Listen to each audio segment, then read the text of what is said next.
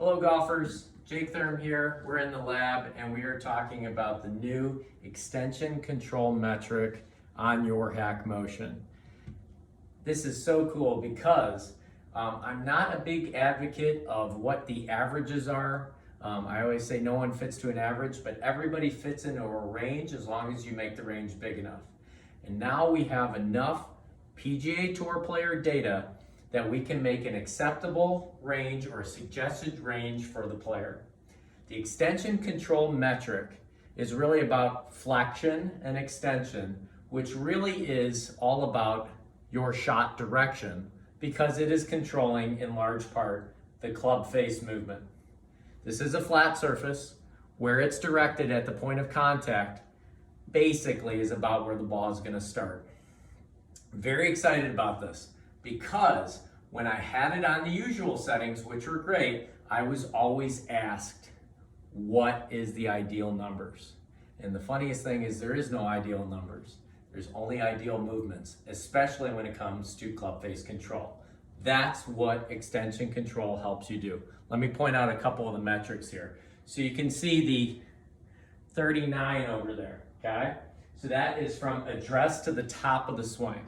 So if it is a positive number, that is how much extension was added, okay? And you can see I actually added quite a bit.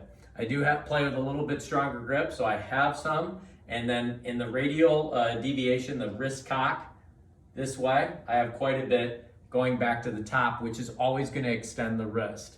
Some players have more, some players are less. Here's what you need to realize when you're in front of your clients is actually how much extension can they get in the backswing and still be able to control the face. Because our next metric here, the minus 28, is how much I took out from the address position to impact. I took out 28 degrees of extension through impact.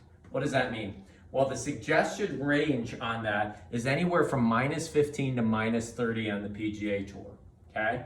And basically this, if you are looking to get someone a little bit more shaft lean, a little bit more control over the club face, a little bit more ball first contact, then divot, so low point control, then really what you're looking to do is you're always looking to get that impact number within that range, all right? So again, it's really about what is optimal numbers. There aren't any.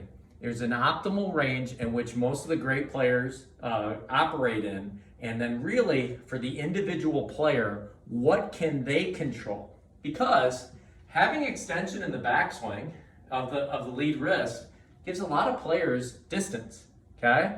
But the ability to control, okay, that transitional flexion gives them early control over the face, which would also give them the best of both worlds. You get the distance and you get the control. Let's hit one.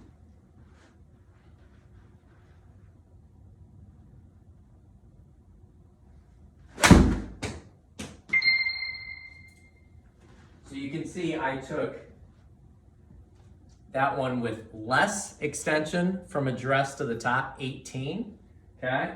But I still took 14 degrees out. This will help you determine if your client's hold of the club is proper or when they are applying torque. Again, obviously the twisting of the grip moves the wrist into flexion or extension. When, where, and why, and what is optimal for them. Because what's optimal is not always personal. This will help you with the personal aspect of working with your clients on face control and solid contact. You can see here at the bottom, there's this grid, and you can chart your sessions over time. I would also involve some kind of a radar or launch monitor because it's all about the ball flight. If the numbers are within the range, with both of those if the numbers are within the range and the ball flight's better, well, then that's a really easy decision to make with your client on what is the best hold and how much extension to have in their backswing, which allows them to take it out in their downswing at impact. I know this will help you. I'm very excited about extension control. To be honest, this is gonna be the mode that I use the most with my clients, and I think it's gonna be the same for you. See ya.